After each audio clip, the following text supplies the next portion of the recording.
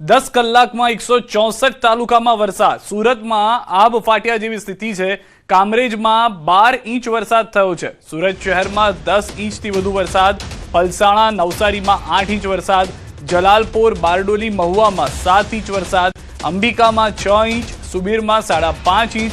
વલોદમાં 5 inch વરસાદ. Dolvan Gandevi કપરાડામાં 4.5 inch વરસાદ ખાબક્યો હોવાના આંકડા મળી રહ્યા છે. તો દક્ષિણ ગુજરાત ખાસ કરીને સુરતના એ વિસ્તારો કે જ્યાં આગળ પાણી જ પાણી જોવા મળી રહ્યું છે. એક્સક્લુઝિવ દ્રશ્યો પણ અમે આપને બતાવી રહ્યા છીએ કે જ્યાં આગળ નદીઓ બે કાંઠે થઈને વહેતી જોવા મળી રહી છે. સુરતના મોટાભાગના વિસ્તારો અત્યારે પાણી ડૂબ જોવા મળી રહ્યા છે. સ્વાભાવિક રીતે 10-10, 12-12 ઇંચ વરસાદ થઈ જાય તો શહેરની શું પરિસ્થિતિ થાય તે સ્પષ્ટ છે. હાલના ડોલવણ ગણદેવીના આંકડા 5.5 ઇંચના છે. જે કુલ આંકડો મળી રહ્યો છે 10 કલાકનો, તેમાં 164 તાલુકામાં વરસાદ નોંધાયો હોવાની જાણકારી મળી રહી છે.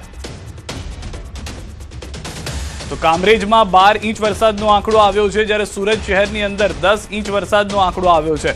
પલસાણા અને નવસારીના પણ આંકડા મળી રહ્યા છે, જેમાં પણ 8 ઇંચ વરસાદ વરસ્યો હોવાની જાણકારી મળી રહી છે. અને આંકડા સાંજના છે, જે હજી સુધી આખા દિવસમાં અન્ય વરસાદ થાય છે સમયમાં તો પણ તે આંકડો વધુ અપડેટ થતો જોવા મળી શકે છે. હાલમાં સુરતની અંદર અલગ અલગ વિસ્તારથી આ દ્રશ્યો આપ જુઓ.